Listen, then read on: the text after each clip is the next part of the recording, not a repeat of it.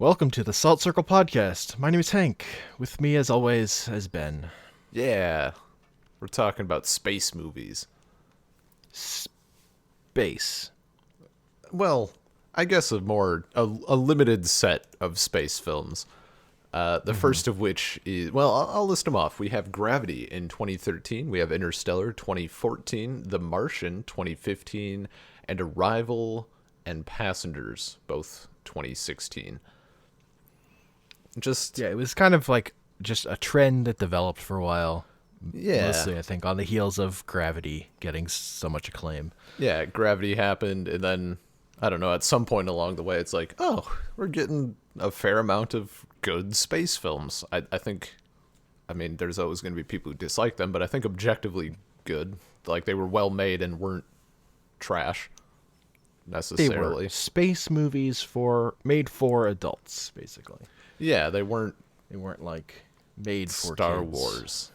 They weren't Star Wars. They were not. Which is what we get now. They did involve lasers and whatnot. Yeah, because I had never actually seen. I had to ask if Jupiter Ascending fit into this category. It does not, apparently. As No, Hank has informed me. That is a sci-fi epic. There's shit going down, I guess. I create life. Yeah, that kind of shit. They're like dragon people, dog people. Okay, yeah, so it's right up there with Gravity and Interstellar, you know. So I saw Gravity in theaters, I think 3 times. It wasn't Okay. It wasn't necessarily a situation of like Star Wars or something where it's like, fuck yeah, I'm going back. Let's do it. I saw it the first time. I'm like, damn, that was a good film. That hit a lot of notes that I really liked. And I told my parents about it. And at some point, my dad was interested, so I went with him. And we like went out to eat afterwards. And he was like, damn, that was a good film. That hit a lot of notes that I liked. And then I visited Canada, and that was actually me and my friend went to see a movie, and it turned out being Gravity. So in Canada they force you to watch Gravity again. That's what you're telling me. No, no. Every time you go to Canada, they're like, have you seen Gravity? Sorry, you gotta watch Gravity. It's a weird choice. It's the only movie on any incoming flights. Transatlantic, you just have to watch Gravity like 5 times. Yeah, so you didn't like the film. I don't like Gravity. All right. And the more it got really popular, the more I hated it. Oh, okay. But really, fucking one of these guys. Really, at the time, all right. So what are your problems with it? And I'll tell you why you're wrong. Well, okay. Here's the fact about Gravity. It's basically just a roller coaster ride, which is People fine. like roller coasters. Roller coasters can be fun. Big. I play video games about roller coasters. I didn't like the plot that it was all a metaphor for her dead daughter. Oh, like is that how the you way read they it? forced that in. That's all that's in the movie. Is the stuff with her daughter being dead, and the George Clooney like deciding to die and then coming back as a ghost so that he can solve her problem. I'm also not a fan of. But Okay. and then the acclaim it gets for being like continuous takes. I kind of love that thing. Like his other movie, Children of Men, I love that long take scene. And so I was kind of also overhyped for this movie because, again, Children of Men is one of my favorite movies. Okay, so you fucked yourself over and are blaming the film for it. No. And then I just didn't love it. I just didn't love it. Okay, I mean, at the very least, I found it annoying that it did the same plot thing multiple times, where she gets into a space station that's exploding and then has to jettison herself out to another falling space station, basically. Yeah. It got tedious for me. I mean, at the very least, those are different complaints than I was expecting, based on other people I know who don't like the film. What complaints were you expecting? The biggest complaint, like the first thing that people go to when I get to talking about this film is, well, it's just Sandra Bullock fucking screaming and hyperventilating the whole time. And I'm like, okay, sure. I guess you can be annoyed at that. Also, if you were in that situation, what would you do? Like, how would you be reacting? I mean, I mean, it's fair if you don't like that's just because like you're Yeah. watching them. It's my time. Yeah. If you're not into that, but it's really for me the part of the movie that breaks is the times when it's not that, when it tries to be something more than just that. And then there's I mean, a lot of people threw out like, oh, well, this movie couldn't happen because they keep shit on different orbital paths, so this can't happen. All right, well, they knew that. I mean, and they did it intentionally. Like, and also the satellites go the wrong direction. yeah, I mean, whatever. there's There's little plenty shit. of little science nitpicks. The only one that actually bothers me, but I just get past it because I enjoy the rest of the film, is the fucking one where they're on a tether, where they're like, it's like he's dangling from a cliff. No. Yeah, it's he's like, just pulling out forever. just His give- momentum stopped, but nope, it still exists. Just he's give him a little tug. No, he's actually his body doesn't follow the laws of the universe, and he has always to has leave momentum. now. Yeah, he just He has, has to to go. leave now. Sorry, I have to go now. My planet needs me. Yeah. So other than that, I'm generally fine with it. There's that dumb jump scare at the beginning. That's dumb. Oh, Whatever. the dead guy. Yeah, Yeah. it's dumb. It's a dumb little moment. Again, it's mostly Gravity. It's mostly the way people talked about it afterwards, and That's it fair. winning awards. That's like, come on, guys. It's like it's a dumb roller coaster. Like if you're into it for that, okay, but don't try to tell me this movie was like anything other than that. My thing was actually, so I'm one of those people, and this applies kind of in two different ways. I really like space, but also I'm really scared of space. So like just the idea of being in a spacewalk, like, I don't know, it's one of those, it's almost like a pain equals pleasure sort of thing. I'm like, that would be fucking awesome, but also I'd be terrified. Like my heart rate would be 1,000, and I'd probably just die because I don't want to be in that situation, but also I kind of want to be in that situation. And that's kind of how I get about like, it's almost like a thalassophobia thing, like fear of the ocean. Like, Yeah, I'm in the middle of the ocean, and it's big and fucking immense, and it's just me and all that. And space kind of elicits the same thing. So, especially the shot of Sandra Bullock, like, floating away into space, and it's just this wide shot of space, and her, like, flipping through it. Like, I love that shot. And that's kind of why I enjoy the movie, because it kind of touches on all those nerves of, this is one of my fears, but also something I enjoy thinking about. And yeah. I don't know. Yeah. For me, a harder problem I have with it to talk about, but one I definitely felt was I didn't love how the movie looked. For whatever reason, I didn't get those visceral feelings. okay, My brain just kept going to like, this is a person in a soundstage. Like it didn't hit me for whatever reason. so your suspension Whereas of like disbelief something was like like broken. it somehow. was, yeah, it wasn't Just, really like, wasn't holding up. connecting. Yeah. Yeah, and then I didn't like the writing that was there on top of that. It was like a double whammy. Whereas like 2001, the space stuff looks weird and like phony in a way, but my suspension of disbelief is in full effect, and I buy into everything. I mean, because it's kind of weird. Because it's great, and everyone knows 'Cause that it's a a great movie. landing sequence involves 10 minutes of. Yeah, Yeah, that's how it works. exactly. But for me, the space movie that year that got me thinking about space movies a lot came out earlier in the year, and it was a movie that like nobody saw called Europa Report. I didn't even. Which is it sounded vaguely familiar. It made like $125,000. It had a All right, like so a $10 million budget. look at this guy. Look at this filthy fucking hipster right here. Oh, Gravity? Please. I mean, it's not even a great movie. I can't even strongly recommend it. But it was interesting just because it's a found footage style movie about a trip specifically to Europa Okay. that where they have a bunch of like technical failures and stuff goes bad.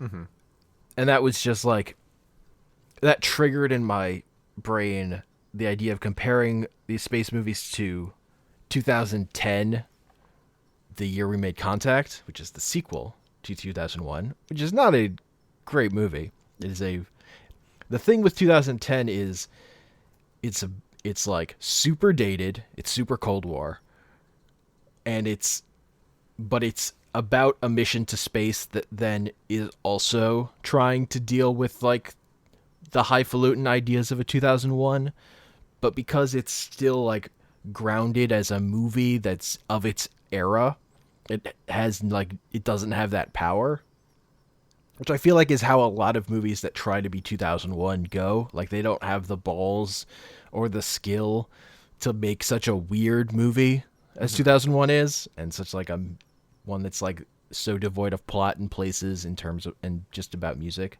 Like these are much more like scripted standard movies. Also, it wasn't the birth child of Kubrick and Arthur Clarke, so that's a thing. Yeah, I mean 2010 is more based on the book that series is from. It's more based on the sequel novel. Yep.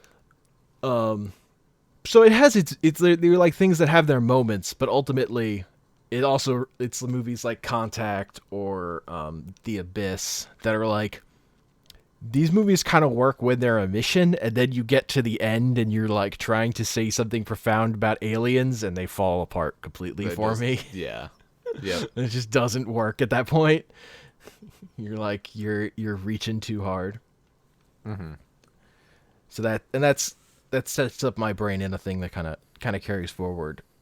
Although, I will say for Gravity, it's not one of those movies. It's kind of its own thing. Yeah, it's just its own thing isn't that interesting to me. Yeah, its metaphor is like explicitly stated within the film, kind of as the woman's struggle with dealing with her dead kid, and then she survives.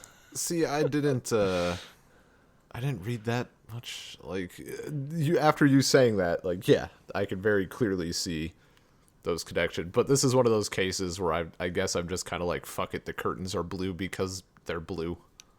Like I don't read into it. I just did. I'm there for the roller coaster ride. That's all I wanted. I didn't need the.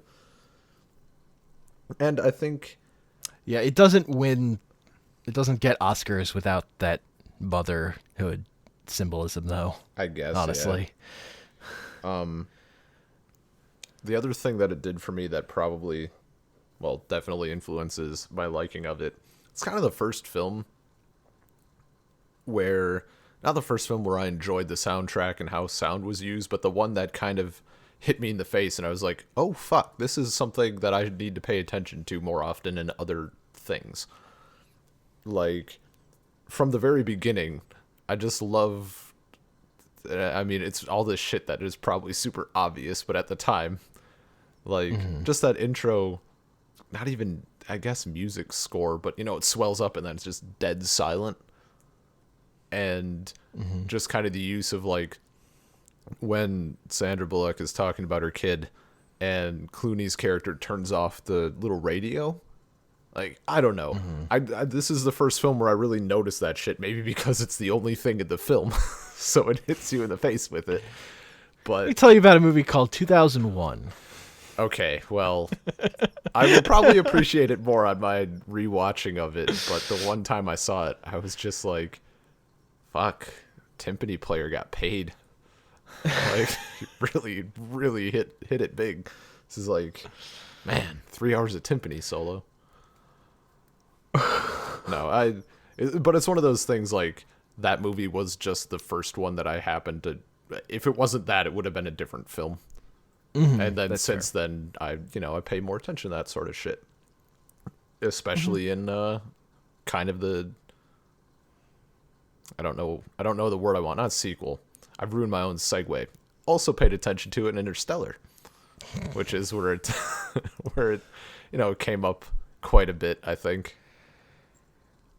Hans Zimmer crushed it with that soundtrack. See, in Interstellar, I actually think the soundtrack is like too much. I think that movie, the soundtrack is bad in spots where it's like oppressive. It's definitely like there's a lot of spots where it is in your face, but Like when it's drowning out dialogue. Yeah, okay, that's fair.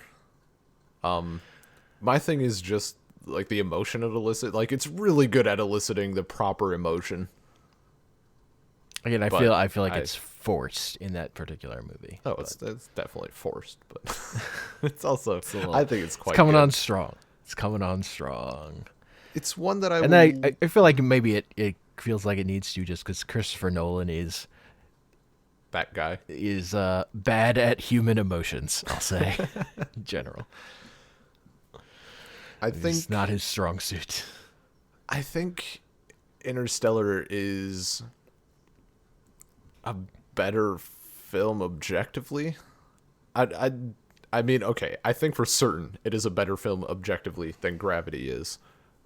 Subjectively, I don't know. I think maybe it's not yet, but on another rewatch, I think I've still only seen it once because I didn't see that one in theaters. I think with the rewatching, I might actually end up being like, no, this is better than Gravity, even to my own tastes. Yeah, I think you also, I'll say with Interstellar, I think you definitely were spared some of the aggressiveness of the soundtrack by watching it not in a movie theater.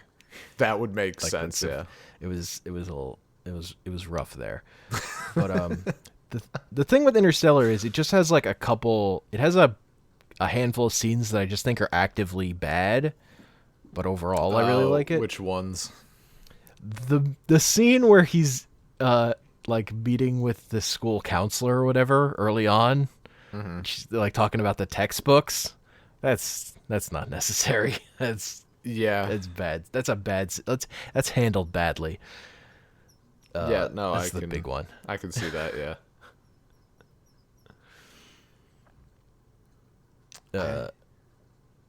I'm trying to think. That's just the big one. Overall, it's just like this is a pretty okay movie.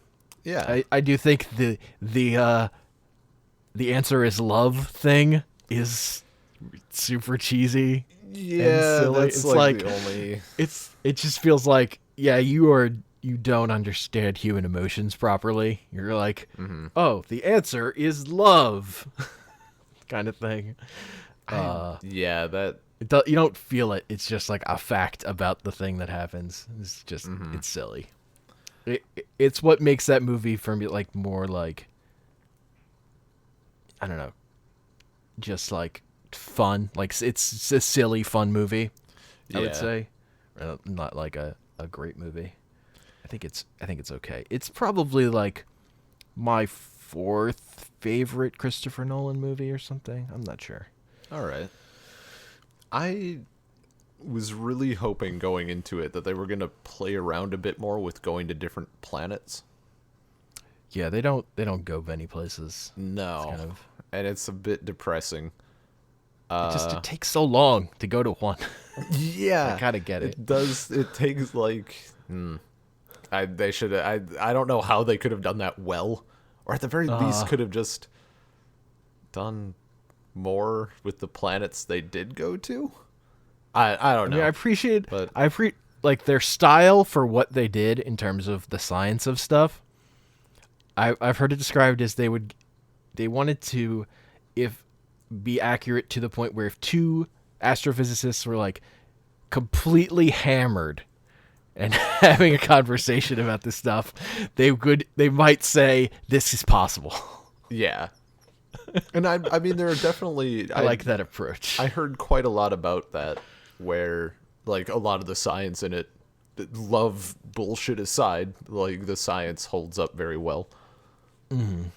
And the fact that this was just a thing someone posted on Reddit, like, earlier this week or whatever. I guess Christopher Nolan, like, planted all of the corn.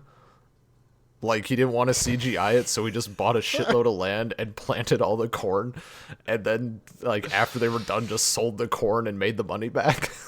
Like, I guess that was a thing. So that's pretty great. That's hilarious. Yeah, but it's...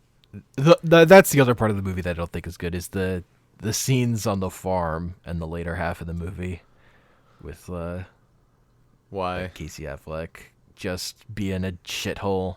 Oh. They just don't quite work, I feel like. Like I don't care about the drama there. Yeah. I mean, it's pretty accurate though. Farmer, like, would you describe him as an ignorant asshole?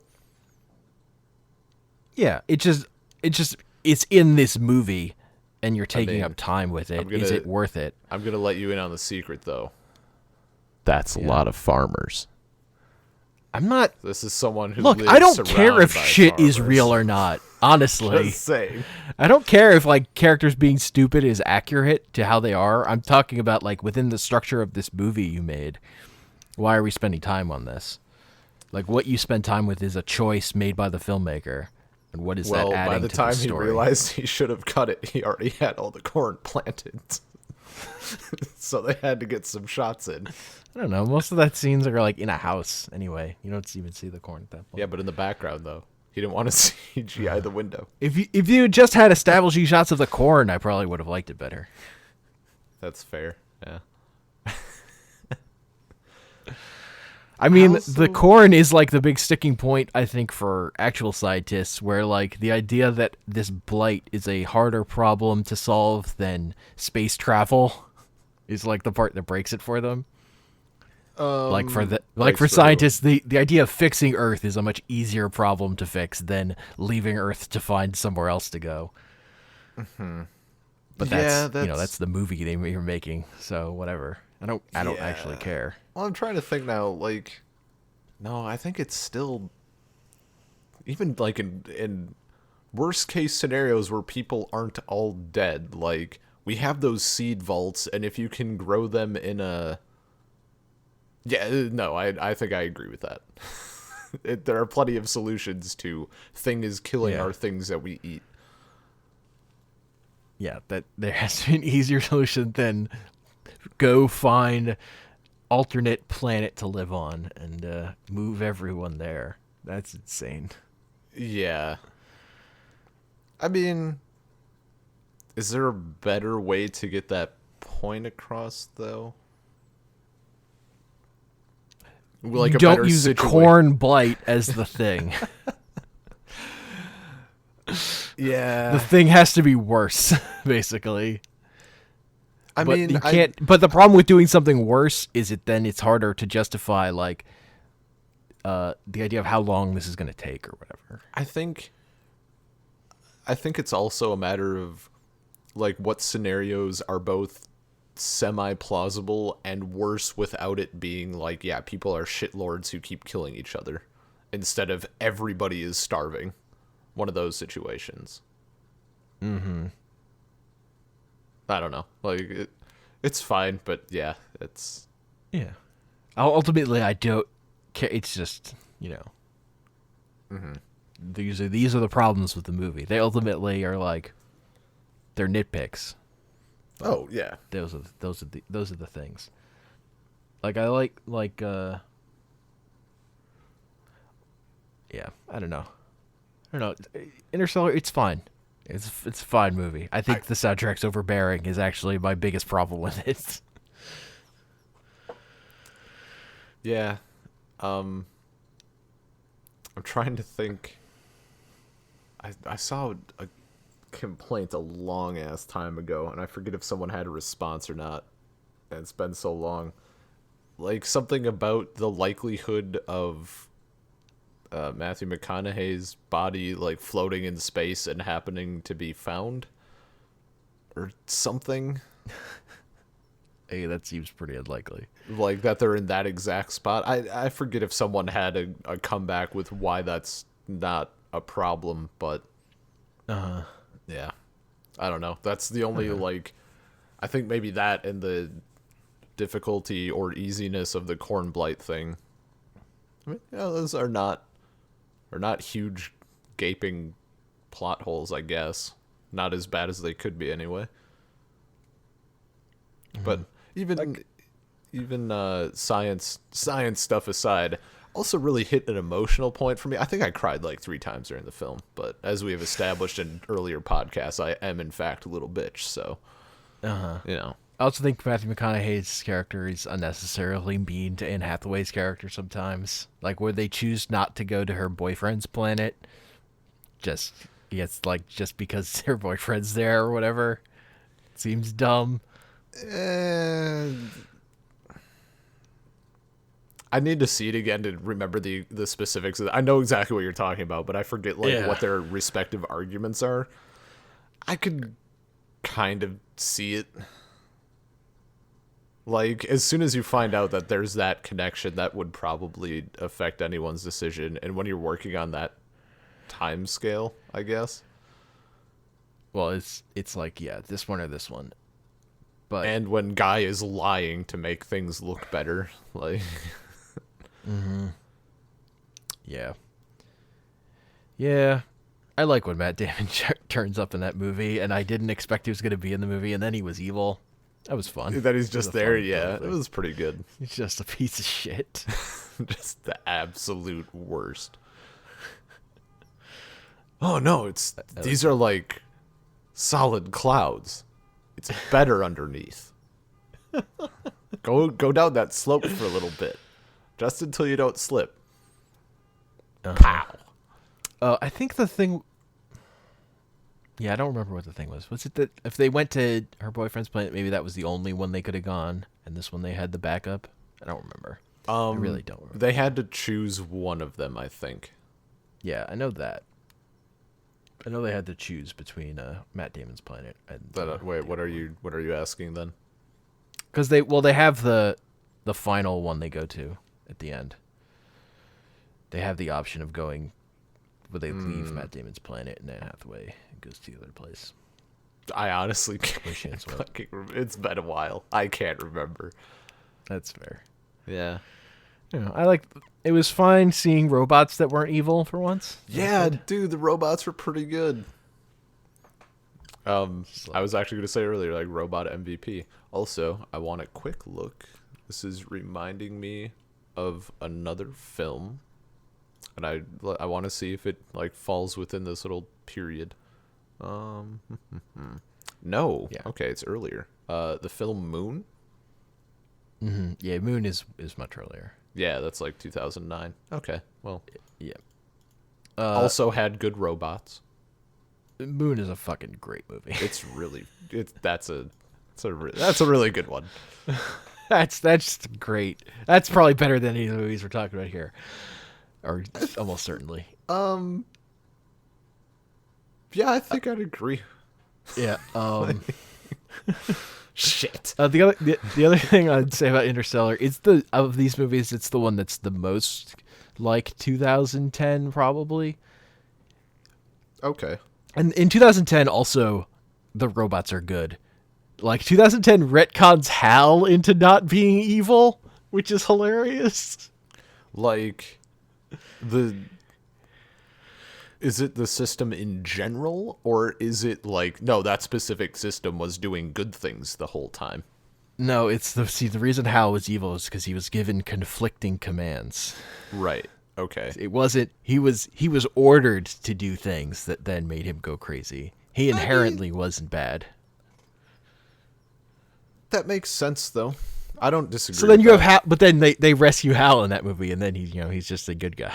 It's just fucking creepy and weird, honestly. Because he still has the Hal voice. I mean, that'd be discerning, but that's real. Like, that's how it is, though. Also, there's a girl Hal. There's a girl Hal. Is her name Hel? I don't remember what her name is. The guy who made Hal, that's the robot he has for the first part of the movie until they rescue Hal. It's like a female voice. All right. Moving on. Yeah, that's a thing. Yeah, then we slide into The Martian.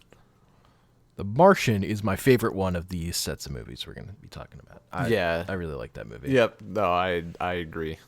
And I think a big part of it is it's so much more. It doesn't ever deal with alien life. It's so much more just this specific mission, and it's much more like Apollo 13-esque. Also, like Matt Damon being dramatic and being funny. I mean, Matt Damon's in Interstellar. Okay, but also, like, he needed to be in it more.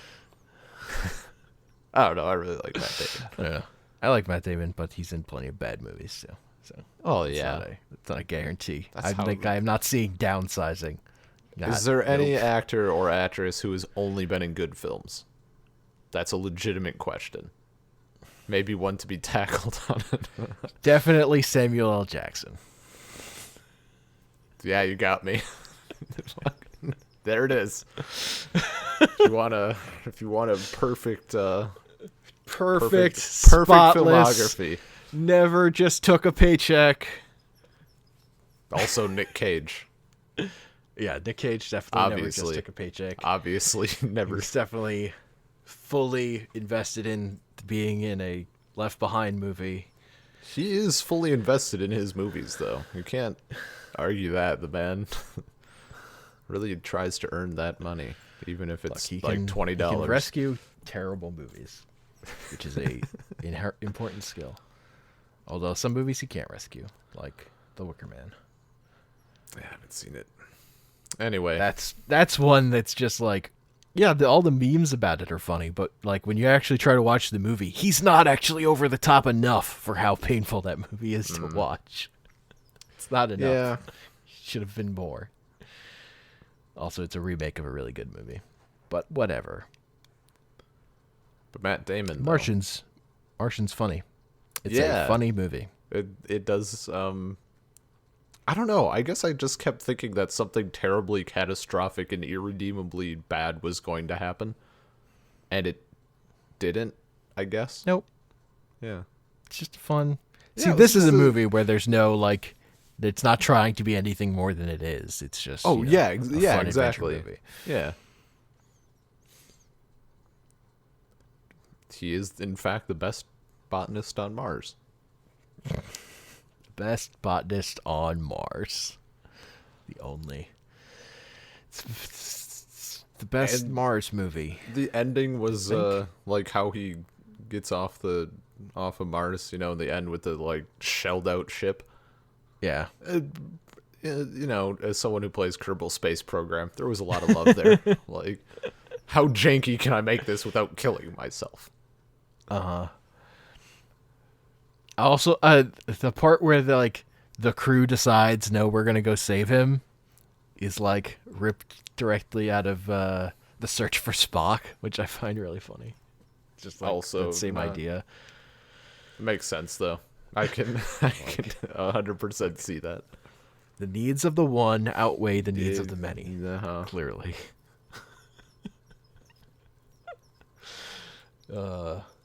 Just dumb. Well, okay, even Spock would have ignored his logic if it was Matt Damon on the planet.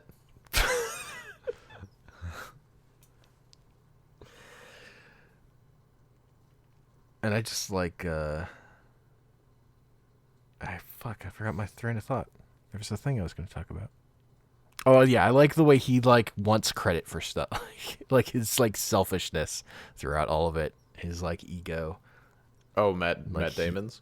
It's Matt Damon's character, yeah. Yeah. Like, just because he's gone through all this stuff. Yeah. Like, when he fucking punctures his spacesuit to save himself, it's like, goddamn. Nope. It's like, he's just off. He's just kind of gone crazy.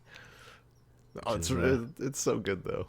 Like, yeah, it's fun. It's all executed very well. I actually want. It's the part of those movies that's always my favorite, which is like the operating on, like, this is the problem that has to be solved. Let's do it. Like, movies are great at that stuff when they're doing it, like operating on a plan. It's why heist movies are great. It's that same kind of thing. Yeah. No, I totally get that. That's a good comparison for it. Is heist films. Mm-hmm. Like, we're gonna do this thing, and then just the solid execution of it. I mean, yeah, just like in our in the Recess episode, The Martian is basically Recess. The Martian is basically an episode of Recess, and also 2001: Space Odyssey is an episode of Recess, where they get. It was a big surprise to me because there are a lot of Ridley Scott movies I don't like the movie he made before this. I fucking hate. Which one was before this? I fucking forget. It was more of a thriller.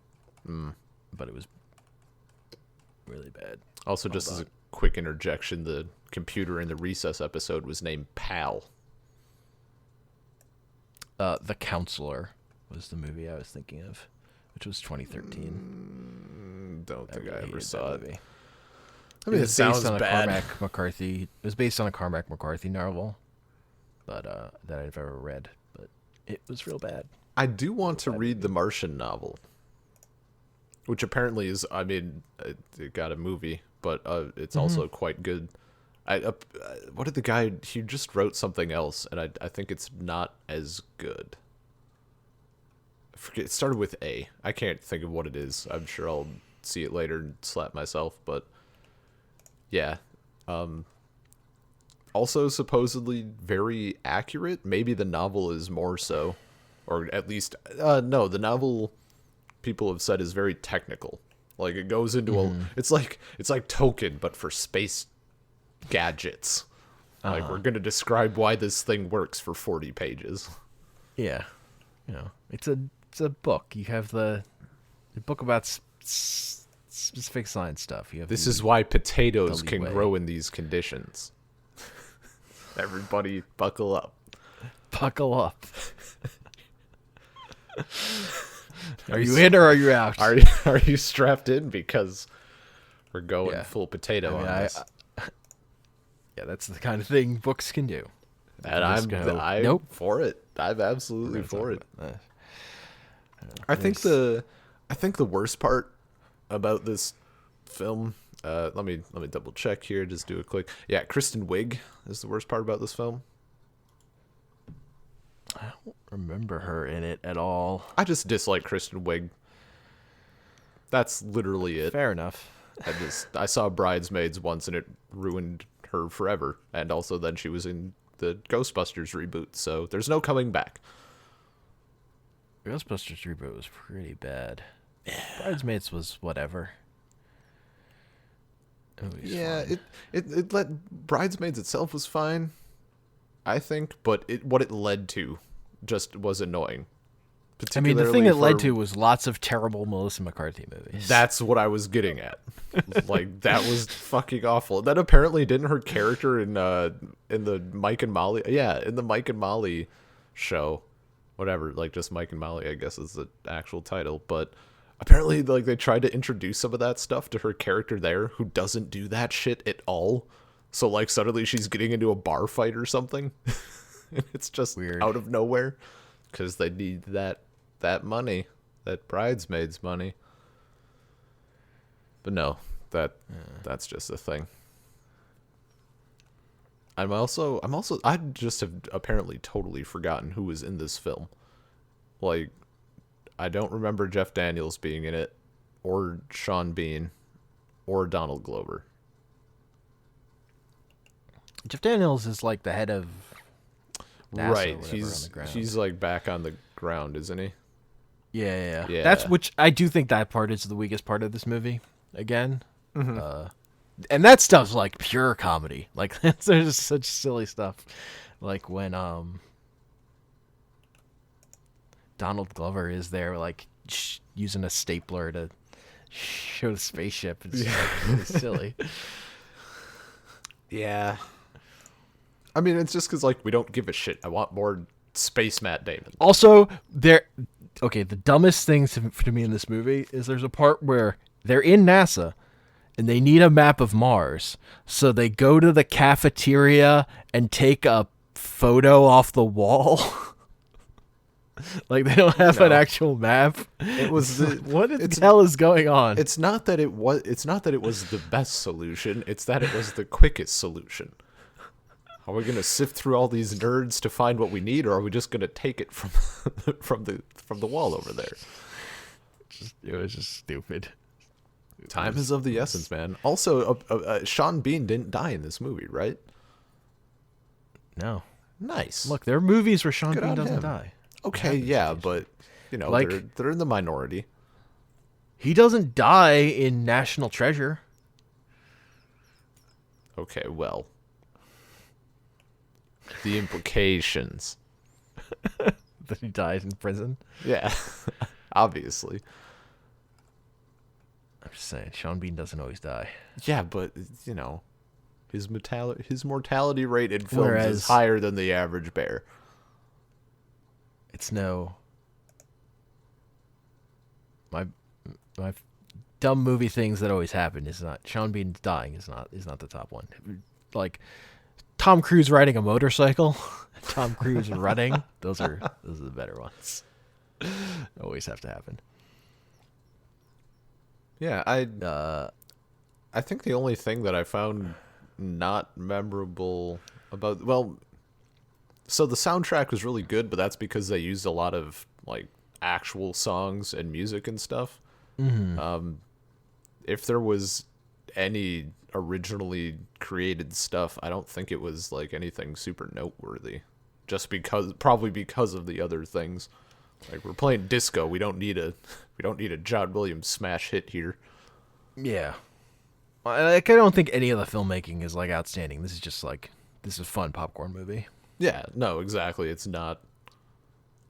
Yeah, like you said earlier, it doesn't try to be super deep or have whatever bullshit going on. Like, yeah, we're growing potatoes in space and we're getting home by the seat of our pants, kind of literally. Yes. Yeah, I really like their makeshift spaceship. Strap him to a rocket and let's go. So, on the other side of the coin is Arrival. It's Ooh. not fun adventure times. This is serious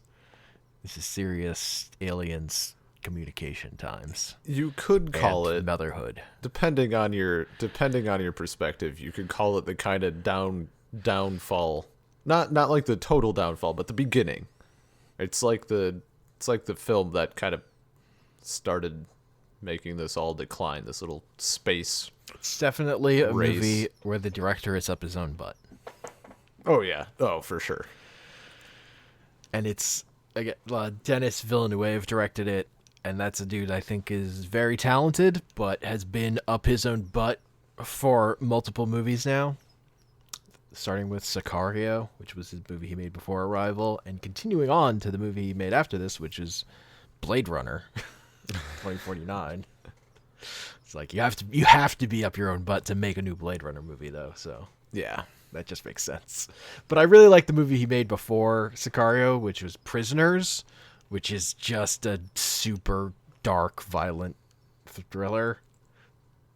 That I really like that movie. That's the kind of movie I really like also. But so his career has been very disappointing to me because he made a movie I really loved, and then everything after that I've kind of hated. And I kind of hate Arrival. Yeah, I'm just looking at like some of the ratings and stuff because I actually forgot to check that. Arrival is also one where I think I just think the short story is based on is a much better story than the movie they made. That sounds about right. Johan Johannesson did the fucking score for this. Okay. Anyway, there was a lot in it. Like, I don't even know where to start. The first point in the movie where I was like, for fuck's sake, when they had like the 10-minute shot of them going up the elevator, I was or not the elevator. Was it an elevator? No, they like go up the elevator and they have to walk up on the different gravity wall or whatever. And it just took so goddamn long. I'm like, this is we're going for the 2001. Yeah. Kubrick did a long shot. I can do a long shot. Like no, this is bad though. It's just bad. It's just terrible. It's just boring. Like, nothing's happening, you guys. It's not that spooky. Python did it better. You actually could have just done that bit in the movie and then followed that through the whole time. It would have been a better film for it. Spaceballs did it better. Spaceball. Yeah, the intro, like, ship or whatever, just keep going. Yeah, they did. They did, in fact, do it better. I felt more emotions. And the problem I have is that I really like the concept, like the language and linguistics and stuff, like the con linguist in me and just regular linguist-ish in me. I'm not going to...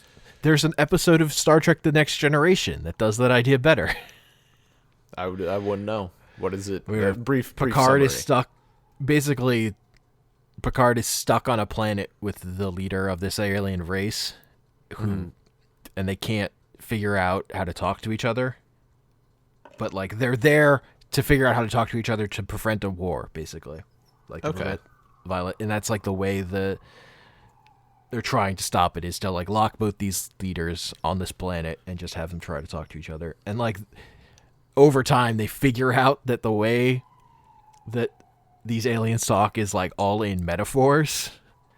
So they're like saying these statements, but they don't literally mean what they're saying ever. Okay. But it's just like an example of like two people stuck together can't understand the way they're communicating to each other, and they have to get beyond it. And it's 1 hour of television instead of an entire Instead movie. of like 3 hours of. Yeah. No, I generally like that concept, and I like some of the. Like, obviously they go balls deep with the concept of just, I guess, thinking about things differently and how you interpret things based on languages you speak. Yeah. Like, obviously that's a role, but I do like that idea, and I think that's a good idea. So I think my favorite part of this movie is like after it's gotten over itself a bit in terms of like being overly dramatic, and it then becomes like a nature film briefly where where like time has passed and they're talking about how they've been working with the aliens and figuring stuff out. Like that part is like, yeah, that's okay. Like we wanted to make like a fake like alien National Geographic movie or something, like, or fucking Planet Earth about aliens. Like, okay, I would be down for that. It's the other stuff, because the overly dramatic stuff in the setup I hate, and the plot with Amy Adams' kid I really don't like. Yeah, no, that's.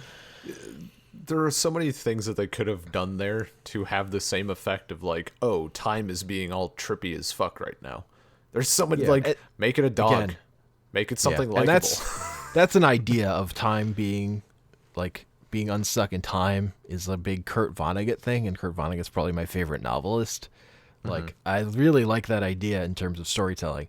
It's just what they do with it here, I'd have no interest. I don't like, and it makes me not like Amy Adams' character because of the way they frame it around her, where like she doesn't ever tell Jeremy Renner that this is gonna happen, even though she knows. She's just like a dick. Like the way his character gets no agency in terms of being the father to this girl. It's like fucked up to me in a way, also. But It's a whole I think the part that pissed me off most about that film was the military thing.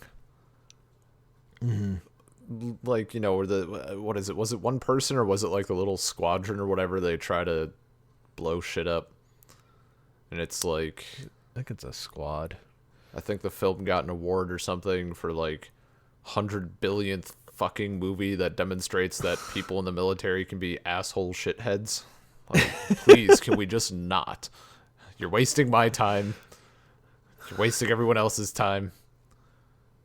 We get it. The military didn't fund your movie. Move on.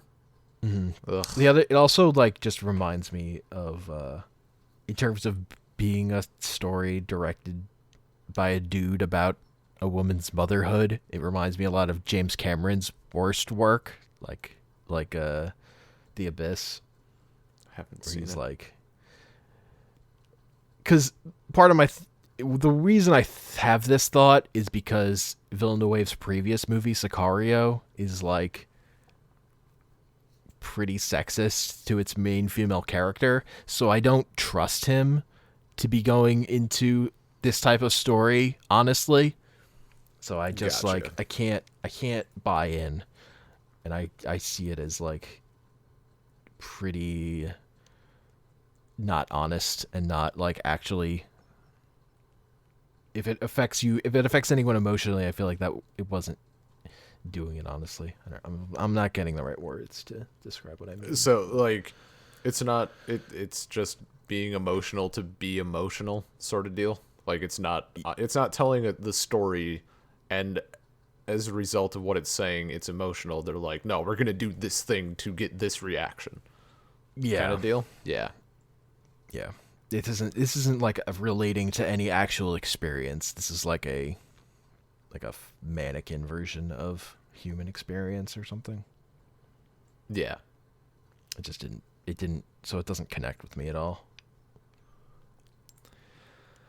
Yeah, it's a weird thing. What is even like, I forget how that film even concludes fully. What's the benefit of the whole time nonsense with the writing and stuff? What is the big like payoff thing is that all the scenes with her and her daughter, the movie paints it in a way you think those are happening before this happens. Well, no, but at the end of the movie, it's going. That's kind of it. Like that's like there was. I thought then there was that some reveal, sort of, and then she's just in a classroom where like everyone experiences time like this or something. She's written a book. yeah, wasn't there like?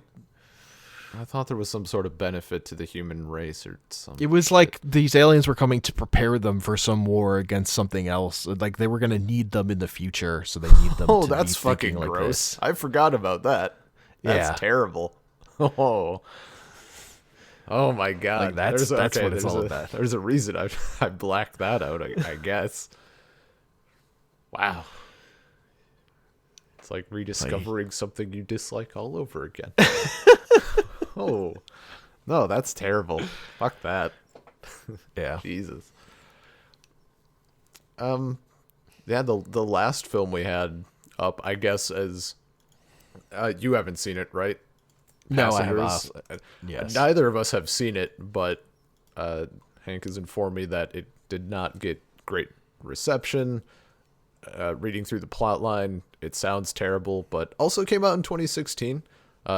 Again, Passengers, starring Jennifer Lawrence and Chris Pratt. That's about it. Yeah.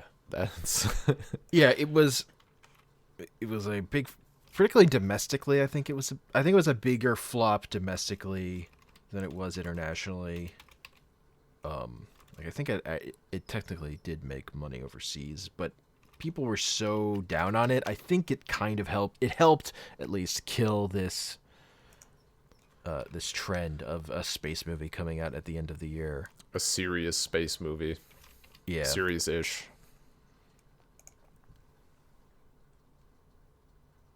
I guess it kind of just broke even in terms of domestic gross versus box office. It came a little under. It made like $100 million domestically. Yeah, that's what I'm seeing But right now. the big thing about it is that it has like a plot line would be set up for like a good horror movie, and I think kind of was conceived as that, as like a thriller horror movie of a guy waking up this woman on this big spaceship where everyone's in cryo sleep, like before they get to the end. But the movie then plays it as just a romantic movie and doesn't ever acknowledge the creepiness of its situation. See, So honestly, it sounds just like weird. something I would enjoy watching. Like it honestly sounds like something I would enjoy watching just to watch, but like I enjoy that sort of thing in the same way that I enjoy watching like 27 Dresses. Like, I'm not gonna fucking watch it with the same mindset as like The Martian or Interstellar or something. Also, apparently, like it just on Wikipedia here, it says that the original star of the film was supposed to be Keanu Reeves. Oh man, we missed out. I probably would have watched it then. Keanu Reeves and Emily Blunt. I would have been down. I'm not a I would huge have watched. Jennifer I Lawrence definitely. fan. I really like Emily Blunt. It's one of the reasons Yeah. I hate Sicario is because that movie dumps on her character over and over again. Man, I don't know, but I like Jennifer Lawrence and Chris Pratt. Okay, it's just they're that fine. movie, everything I heard about that movie that made it sound like kind of like a nightmare. So I didn't go see it. The trailer was okay. I might have to watch it, see how it is. I mean, It just I seems probably like know it how should have been a is. horror movie. I think it would have been a better horror movie or thriller or whatever. Yeah, I could see that, but I think Whatever, there's. you don't like horror movies. I think so there's. it's I fine. like some horror movies. Like, are we talking horror or are we talking like alien horror? more thriller. So like Alien, Or more like I don't know. like between Alien and something more intense. You know, like The Shining, but not Kubrick. Yeah, okay, fair. The way like these space movies are. I mean, Not, I'm not down Kubrick. for some of that, especially when it's like space and stuff, but I think there's also room for this story to be told. Like, I think it's interesting. I just, yeah, I haven't seen it, so I can't speak solidly. the big thing is Chris Pratt does something that's kind of unforgivable, but then gets forgiven for it. Basically, is the thrust of it. But also, the reason I bring up The Shining is because one of the characters is a robot, like bar, tender, Okay, instead of a ghost bartender. I don't think, I don't know. Is it unforgivable though? To So randomly wake a woman basically up what so happened- that she'll be dead before anyone she knows Basically- is alive again. Basically, what happened is Chris Pratt's character gets woken up from hibernation in a pod or whatever, like 90 years earlier than they're supposed to be. He then there's like a robot bartender, as you were just talking about, but that's not enough. So he also opens up a pod for this chick and is like, whoa, our pod's malfunctioned. And It's bad. Look, Yeah. you don't defend it. Okay, no, It's no, really no, bad. no. I'm not saying it's good, but he does it, and it happens. Obviously, I mean they fall in love or whatever, or yeah, no, she's devastated, but they like talk, they fall in love, blah blah blah, and then because it's basically a romantic comedy, you have like the flip side of that coin when bad Yeah. things happen, and he. Chris Pratt's character allows the bartender to, like the android robot whatever, to reveal the truth to her. So understandably, she's super fucking pissed because it wasn't an accident. Guy was an asshole and essentially killed her long term. I forget like what.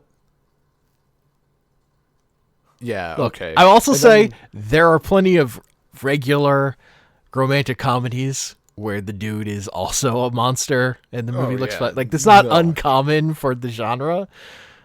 Although this movie think isn't really a comedy. No, it's not. also. Like no, but It's you like know, it's just the same. just it's a the same romance. formula. But yeah, it's the same kind of idea. I- Well, let's say it's not uncommon for the genre of a Yeah. shithole dude. Like, I- You've Got Mail, for example. I just think, like, is it bad? Absolutely. Is it also kind of understandable for someone who's like of a weak constitution? Yeah, sure. Like, I think there are plenty of people out there who would do the exact same fucking thing. Well, no, it's not. It's not that he's unforgivable to anyone. It's unforgivable that she would then be okay with him. Like, I mean, you don't know her life. Maybe she's just a forgiving saying. person. it just doesn't. It's kind of. If anyone can confirm or deny, is she wearing a cross necklace in the film? Is she of faith? Whatever. I can't argue that hard for this movie I haven't seen and don't want to see. So it's fine. Whatever. I'll watch it and get back to you. All right. Let me know. I will. I will. Next podcast episode. Ben argues for passengers. No, I doubt it. No, I do think we should circle back around and just mention Moon again. I mean, that's Because a great movie. and I'm not gonna spoil it too much because I think it's one that also might have slipped under the radar a little bit. Like I definitely don't hear it mentioned as much. Really good film. I forget what the brief synopsis is without spoiling shit. Guy wakes up on moon base, like a drilling kind of base that we have set up on the moon, and he wakes up and there's like this same, he like meets himself essentially. It's like a twin, a clone. He doesn't really fucking know, but there it is. And just kind of what all transpires from this happening. So I won't really say too much more of that, but it's really good. Like it's a very well made film. I think is it qualified as like an indie film? It's not a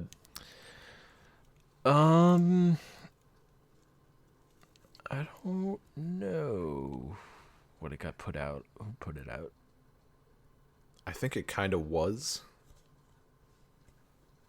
Maybe not like a tiny, tiny one.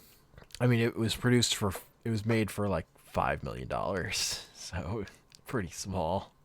Well, yeah, but it's not like Yeah. terribly, like, wasn't, what was it, Timer? I don't know if you've seen that. That was No, I'm pretty sure I haven't seen. let me try to find this. I'm curious what their budget was. Not a space movie, but is definitely, yeah. I mean, it was put out in Oh, the US. no, It was this isn't it. distributed by Sony. It's not Timer. Just No, classic wait, shit. videos. What was the name of this movie? Why don't don't you know. know? Why don't you know about the movie that I'm thinking of? I can't answer that. How dare you? Oh, that is a Bollywood film. This is gonna bug the shit out of me. Also not it. Was it? This is Also, gonna be Moon. terrible. The director of Moon went on to direct the Warcraft movie. So Oh. So he did all right. yeah, Was that even a good film? I mean, I like it. It's not great, but I like it. I saw that in theaters twice. It's like the only movie I've seen twice in a long time. Oh, okay. I got it. I was a syllable off. It's not Timer, it's Primer.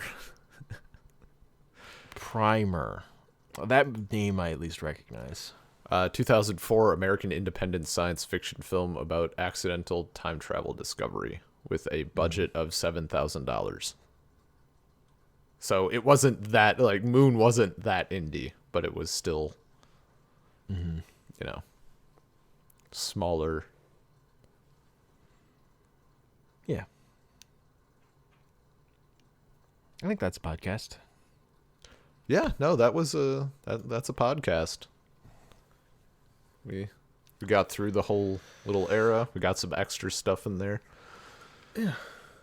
So, you can email us at saltcirclepodcast@gmail.com. Find us on soundcloud.com/saltcircle, on Twitter @saltcirclepod, and you can find me on Twitter @comicpanels. And I'm on Twitter @bean_LP. Oh, Bam. you're not gonna say it? Okay, Zoom. fine. Thanks for watching. Straight to Thanks the for moon. watching. Oh, that. I had nothing, and that was better than what you had. God, okay, let's call it.